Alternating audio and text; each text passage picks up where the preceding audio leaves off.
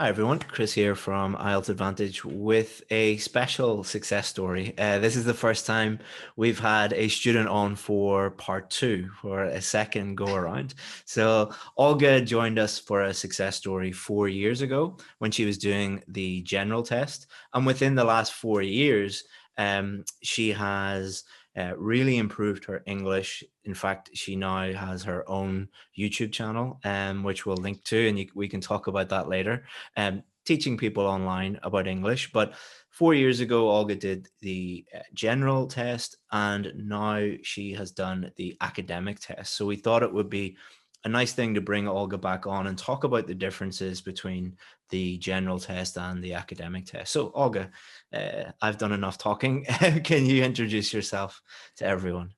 Yeah, hi guys, I'm Olga and I'm a lifelong student. I think I've been studying for IELTS for quite a while, and actually I've been studying English for around 20 years if you consider studying it at school, where it wasn't very great. So after finishing school, I couldn't speak, I couldn't write, I couldn't listen to anything. Yeah, and I had to take my studying into my own hands.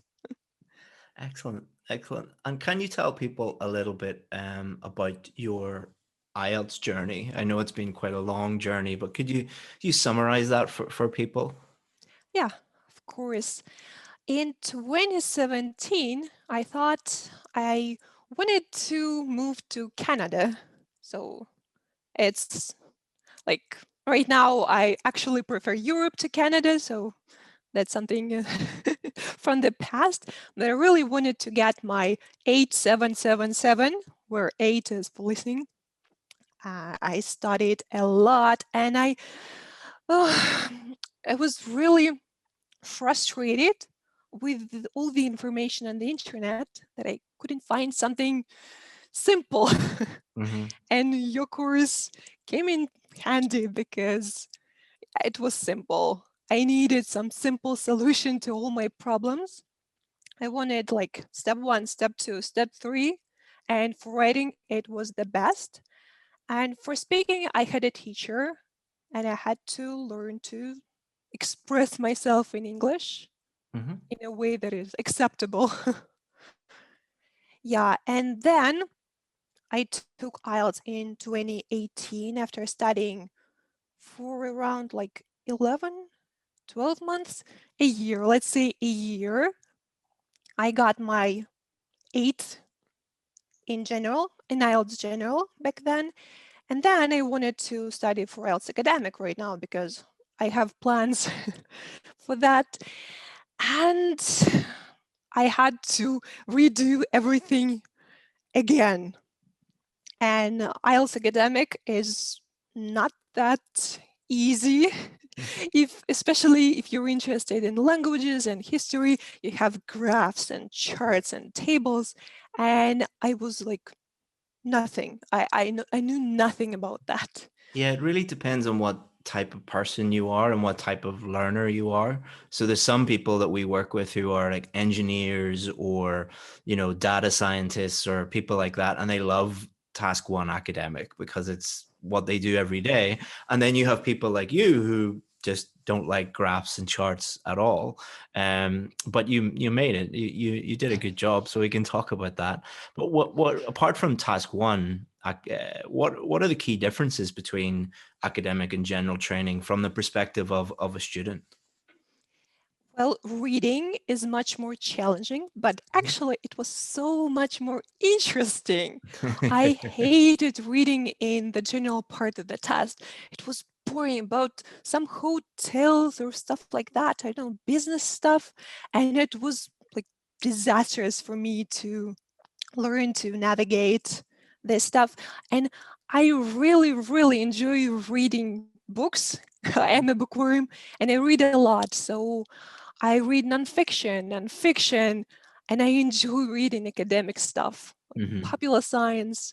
And actually, in 2017, I spent a year reading Scientific American, every Hmm. single like journal, like every single magazine for a year, Hmm. one a month, from cover to cover, like everything.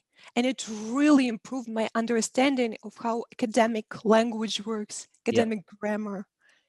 Yeah. Yeah, Scientific American is, general science, but if anyone watching, there are thousands of journals out there, academic journals. Pick something you're interested in. Yeah.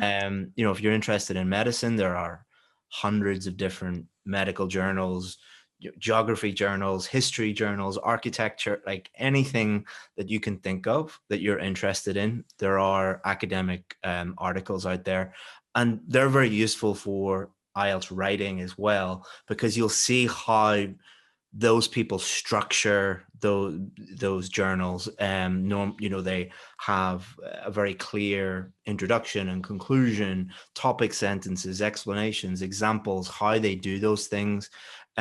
Also, you'll see how they use complex language, how they use um, linking words and things like that. It's very different from how people think academic writing should look like. Good academic writing actually isn't very complex or difficult to understand, because it's, that's what good writing is.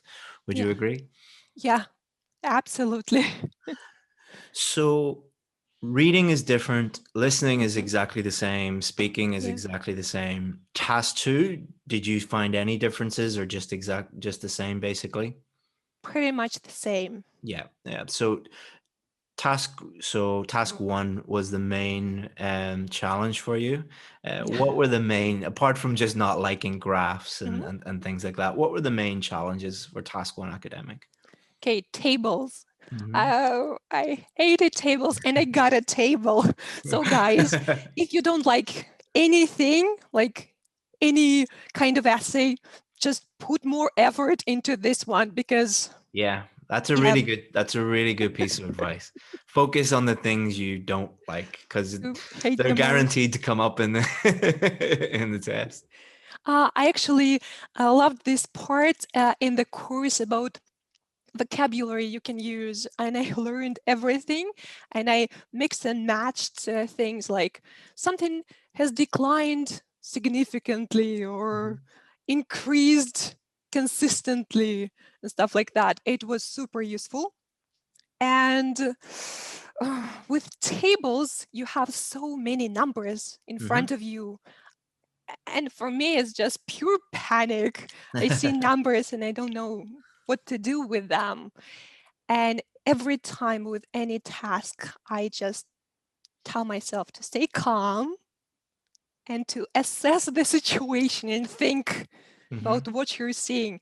I I didn't do a great job in IELTS, but I was sleep deprived. I didn't sleep at all before my academic test. Unfortunately, I have anxiety issues, but I could concentrate on this task and finish everything in in 1 hour. Hmm.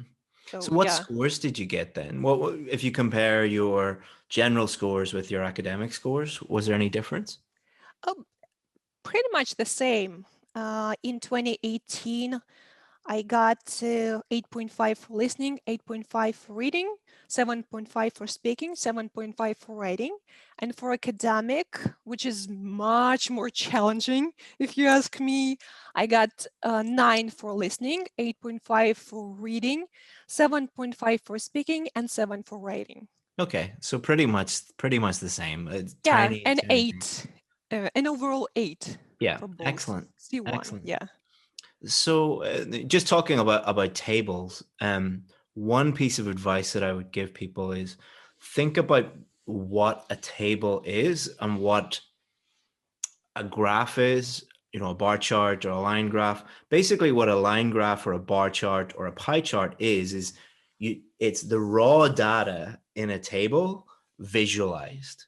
So why do we have a line graph? Because people don't like looking at raw data in a chart, So if you see a table, try if you can to think about how would this be visualized in a line graph or a bar chart or a pie chart, and it makes it easier to think about and understand, I think. But you might tell me something different. I don't know. I was so upset that I didn't get the like processing thing Yeah. because it's so easy. You Yeah. see the thing, you can describe this process. Oh, Yeah, but we can, we can't choose just the easy stuff, so we have to prepare yeah. for the difficult stuff. So how did you overcome the challenge? So you did really well, getting that score in writing, especially when you don't like, you got the nightmare scenario, but you still did very well. How did you do so well? Like, how did you cope with something that you're not naturally good at, if that's the right words to Yeah, use? practice. Okay. A lot of practice. So beforehand, I practiced every single day for, I don't know, a month or something.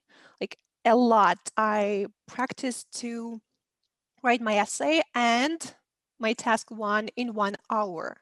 Hmm. And even though I didn't like check them or anything with anyone, I just wanted to make sure that I can get like a task and I can do it, even Hmm. poorly, but I can do it, I can finish it. I did everything from Cambridge 15 and Cambridge 16, Hmm. like um, task one, task two, 1 hour, go. Yeah. I think one of the key differences between task two, task one general training, and task one academic for feedback is you can actually, if you have good sample essays or good samples for task one academic, you can actually use those to compare with your answer, because a lot of the data and the general trends and stuff, that's objective. Whereas task one general training and task two um, is very subjective. In other words, if you get a task one general training or task two, there are hundreds of different correct answers. There are hundreds of different ideas that you could use correctly. But for task one academic, especially the overview, it's either right or wrong, and the data that you include is either right or wrong. So if somebody is struggling with task one academic, I would really recommend finding good samples. Try the question first before looking at the sample, and then compare what you have done, what especially the overview, with what the good sample. But the key is the key word there is good. There's a lot Yeah, of bad samples out there, so only use samples that are trustworthy. Would you yeah, and agree with that? actually, Did you use that? yeah, I used that. Like I did exactly that. Hmm. And it was super helpful Yeah. because I knew that I messed up my general trends because Hmm. I didn't understand the thing. And Yeah. then I analyzed why, like the reason why I messed up. And Yeah. I did the same thing the next day. That's And one of the then, keys to yeah, improvement for task one, more than anything, because task two, I can show you basically, the exact structure to use. But with task one academic, I don't know what data is going to come up. So there's no formula or structure for identifying the major trends or stuff like that. So how a student learns that is through trial and error and learning from your errors. And I think that that's really one of the key differences between task two and task one, and academic and general training. Would you agree with that? yeah, Excellent. absolutely. Anything else that you've learned in the last kind of 4 years? So you're quite unique that you've got a really high score 4 years ago, and you decided to, go again, and you maintained that, or and improved upon your score. What have you learned? Because I know that you're quite active in learning English and IELTS and stuff like that. What have you learned in the last 4 years? Okay, my mantra is always like have fun when Hmm. learning, even if you're studying for IELTS, which is like, I'm sorry, but it's one of the most boring It is. things I you agree. can I study totally. for. I feel your pain. It can be frustrating. Yeah. So find materials you really enjoy, especially Yeah. when you're practicing for your listening skills or for your reading skills, there are so many wonderful podcasts you Hmm. can listen to or read, like journals or books. Hmm. And also create your opportunities to speak, because How did without you do that? yeah, That brings without us onto speaking, your channel. yeah, I stopped having lessons with a teacher in 2018. Uh-huh. So after that, I didn't actually speak for a while, for a couple of years. And Uh-huh. then in 2020, like the thing happened and I had a lot of time in my hands. So I organized like a speaking club for people. Excellent. Yeah. Yeah, so I created lessons and I talked to them, and Excellent. this improved my speaking skills dramatically because Yeah. I spoke. Yeah. I was speaking. And then I created my YouTube channel. This Hmm. also helps. But when it comes to writing, actually commenting on social media and proofreading everything you write is Yeah. really helpful and was Absolutely. really helpful for me. I'm a very active like commenter on Reddit, for example, and I type a lot of things, advice for other language learners there, and we share our experiences. And if you proofread everything you write, Hmm. you can notice your mistakes and you will know what are your common mistakes, Yeah. where you mess up. Maybe you'll need to learn about punctuation. And please, please, guys, learn about punctuation.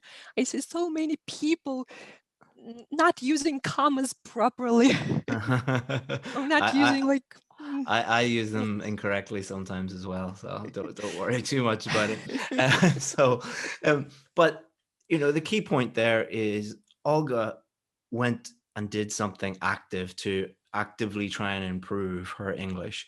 You don't have to set up your own YouTube channel. You don't have to set up your own speaking club. But I have met students who, for example, I knew a student who got a job in Starbucks in their local city, not an English speaking city, but they knew that lots of tourists would be there and they would be forced to speak English to the English speaking tourists. So I know another student who joined an acting group because they knew that they would be, be forced to learn lines in English and perform those lines and they were really interested in acting. I know other students who have set up Twitch accounts and play video games because they know that they will be forced to speak to other people while playing video games. So it's that, yeah, pick something you enjoy doing that will force you to use English, and you will see dramatic improvements in your English. So, and understand the difference between receptive skills, which are reading and listening. Anyone can pick up a book or listen to a podcast. But what is more challenging is that the productive skills of speaking and writing. That's when you take all the stuff you receive and you produce it, and that's more challenging, and people can be shy about that. But understand that learning a language is all about making mistakes and learning from mistakes, and that's part Yeah, of the process. I'm And shy, like I'm an exactly. introvert, So and I, like I speak to people. so Olga, people can be quite um nasty online with me because I'm a native English speaker and I'm a teacher. But I find that if students try and make mistakes, I find like 99% of people are very understanding and friendly. Is that been your experience? Yeah. Yeah, And I can't say that I talk to native speakers a lot. Actually, exactly. all my long-term speaking partners are English learners, and I Exactly. Yeah. find Yeah. them very Yeah. great. Because you're We all on the have the same same goal. journey. Yeah, you're Yes, all on the same journey, and you're all making mistakes together and learning from that. I think yeah, many people are afraid to put themselves out there because they're afraid of being criticized. If you don't criticize other people like I do, you probably won't be criticized. So people will support you, and 99% of people will be, more than 99% will be very friendly and helpful. So Olga, if someone wanted to watch your YouTube channel, what's the name of it? And we'll put a link in the description. Okay, it's called Fluent English with Lady Mhm. Giraffe. Uh-huh. Yeah, I'm tall and I like giraffes. So Very good. Very good. Very good.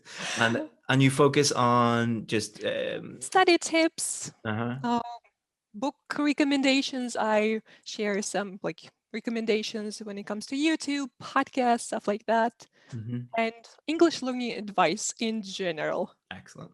Well, be sure to check out Olga. Even if you're focused on IELTS, IELTS is an English test at the end of the day. And if you want to improve your IELTS score, improving your English is a great way of doing that. So check out Olga's channel. So thank you so much, Olga. And I'm sure many people will check out your channel. And I hope that it is bigger than my channel one day in the future. So Thanks. thanks very much, Olga. Hey, Chris here again. Hopefully you enjoyed that success story video. That student was part of our IELTS VIP course. And on that course, we show students exactly where they're going wrong and exactly what to do to get the score that they need. And we give them all the help and support that they need in order to get a 7, 8, or even 9 in their IELTS test. Now, we only work with a really, really small number of students. Because of the level of help and feedback and support that we give students, we can only work with a very, very small number of them. But we also have more success stories than any other online or offline course in the world, which has created a huge amount of demand for our course. So we're the only course in the world, I believe, that has a very, very, very long waiting list. If you want to join that waiting list, all you have to do is just click here and you'll be able to add your name, add your email address, and then when one of our students becomes successful and leaves the course, the next position can be for you. Hopefully see you in there. Bye-bye.